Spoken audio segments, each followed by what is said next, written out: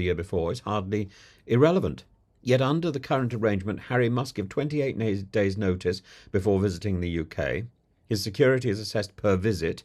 Not only does this system create a dangerous vacuum, it suggests a logic whereby risk only exists at scheduled intervals.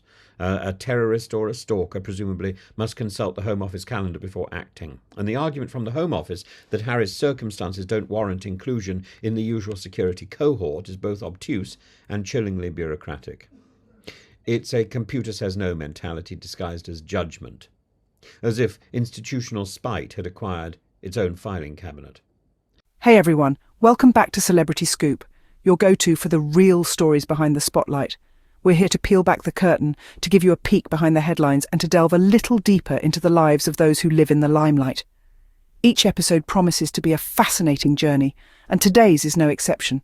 So buckle up and get ready, because today we're talking about the bold support Prince Harry just received from none other than Professor Tim Wilson. As Prince Harry continues his legal battles against the British tabloids, Professor Tim Wilson, a respected academic and commentator, has spoken out, and he's not holding back. The legal arena has become a second battlefield for Prince Harry, the Duke of Sussex. Having traded his military fatigues for suits, his fight now is against the relentless British tabloids. But in this war of words and reputations, an unexpected ally has emerged in the form of Professor Tim Wilson. Professor Wilson isn't just any commentator. He's a respected academic known for his insightful and unbiased analysis. When he speaks, people listen, and now he's lending his voice to support Prince Harry's cause, throwing a spotlight on the issues at stake. Professor Wilson has voiced his concern about the prince's safety. He underscores how unacceptable it is that Harry isn't receiving full police protection when he's in the UK. He points to Harry's military background, his high public profile, and the constant media attention as reasons why this protection is not just warranted, but necessary. But Wilson's comments aren't solely about physical safety. They're also about the psychological toll, the incessant scrutiny, the relentless media pursuit, the constant invasion of privacy. These are battles that Harry fights daily, and according to Wilson, it's high time they are acknowledged and addressed. While some may argue that Prince Harry chose to step away from royal duties, Wilson emphasises that this doesn't change the fact that Harry is still a high-profile figure. His safety and that of his family should not be compromised, and it's not about maintaining a royal status, but about ensuring basic human safety. Wilson's comments have stirred the pot, adding another layer to the ongoing discourse about the role of the media, the rights of public figures, and the need for accountability. His intervention has further fueled the conversation, and it's clear that this legal battle is far from over. Professor Wilson's voice rings out loud and clear. He emphasised this is about safety, not status. And with that, the gauntlet has been thrown down. The next move, that remains to be seen. But that's not all. Wilson also took aim at the British press, calling out their obsession with tearing down Harry and Meghan. This obsession is not just about the headlines we see splashed across our screens and newspapers. It's far deeper than that.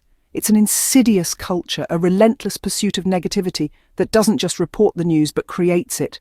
A culture that thrives on scandal, sensationalism, and the personal lives of individuals who are, at the end of the day, human just like us. Professor Wilson's criticisms are not without merit. Consider the sheer volume of coverage dedicated to the couple. Every move they make, every word they speak is dissected, analysed, and often twisted to fit a particular narrative. It's a relentless cycle that leaves little room for fairness or context. But what's truly concerning, as pointed out by Wilson, is the impact this has on the public perception. The media's portrayal can shape minds and influence opinions. It can create heroes and villains out of ordinary people, and in the case of Harry and Meghan, it has often painted them as the latter. So why does this happen? Why is there such an obsession with tearing down these two individuals? Is it because they dared to break away from traditional norms? Or is it because they've chosen to use their platform to challenge powerful institutions? These are questions that demand answers. Furthermore, Wilson rightly points out the lack of checks and balances. The media, like any other institution, needs to be held accountable for its actions. There should be consequences for spreading misinformation or for engaging in character assassination. But often, it seems, the press operates with impunity. Wilson's criticisms echo a growing sentiment that it's time for a change. It's time to demand more from our media, more fairness, more accountability, more respect for the individuals whose lives they so freely dissect. He questioned where all this negativity is really coming from, and why it's been allowed to go unchecked for so long. He even praised Harry's decision to take on the Murdoch press, calling it courageous and necessary. This is a statement that rings loudly in the ears of many, as it reflects the sentiments of Professor Tim Wilson. In a world where the media often dictate the narrative, Prince Harry's decision to confront the Murdoch press is not only audacious, but also groundbreaking. It's a decision that sparked countless conversations, provoked thought, and inspired many to question the status quo. Professor Wilson, a well-respected academic and commentator, stands firmly behind Harry. He commends this act of defiance, recognizing the courage it takes to challenge a global media empire. According to Wilson, it's not just about Harry. It's about all individuals who've been unjustly targeted by the media and the need for accountability. Harry's decision to face the media is a testament to his resilience and determination. It's a daring move, one that's fraught with risk. Yet it's also a necessary step towards demanding fairness, transparency, and respect. Harry's not just fighting for himself, he's fighting for everyone who's ever been under the harsh spotlight of the media. Professor Wilson's support underscores the significant impact of Harry's decision. It's not merely a personal battle, but a broader statement about the power dynamics between the media and the individuals they cover. It's a call to action, a demand for change in the way stories are told and the way people are portrayed. The media, in the words of Wilson, should not be a tool for character assassination, but a vehicle for truth-telling. It should not be a platform for promoting negativity, but a forum for fostering understanding and respect. Harry's stand against the Murdoch press is a powerful reminder of the role the media should play and the standards it should uphold.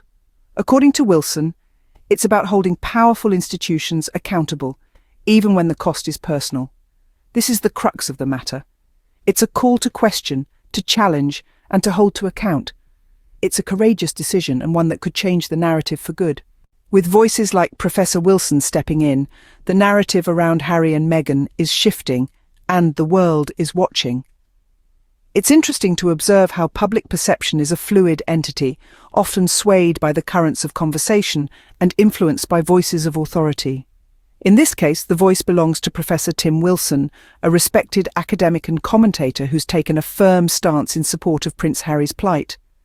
This shift in narrative isn't just about changing public opinion. It's about challenging the status quo. It's about questioning the way media institutions operate and how they shape our understanding of public figures like Harry and Meghan. It's about holding these institutions accountable for their actions, their narratives, and the impact they have on people's lives. The support from Professor Wilson isn't just a drop in the ocean, it's a ripple effect, a catalyst for change. It encourages us to critically evaluate the information we consume and to question the motives behind the narratives we're presented with. This shift in narrative isn't occurring in a vacuum either. It's happening in a world that's increasingly interconnected, where every tweet, every post, every article contributes to a global discourse. And in this discourse, the voices advocating for change, for accountability, for fairness are growing louder. As we witness this shifting narrative, it's crucial to remember that at the heart of it all, we're talking about two people who have faced immense scrutiny, who have been caught in the crossfire of media obsession, who have had to fight for their safety and protection. And yet, despite it all, they've shown resilience. They've shown courage in standing up to powerful institutions. They've shown us that it's possible to challenge the status quo and to fight for what's right. Is Professor Tim Wilson right? Should Harry get full protection?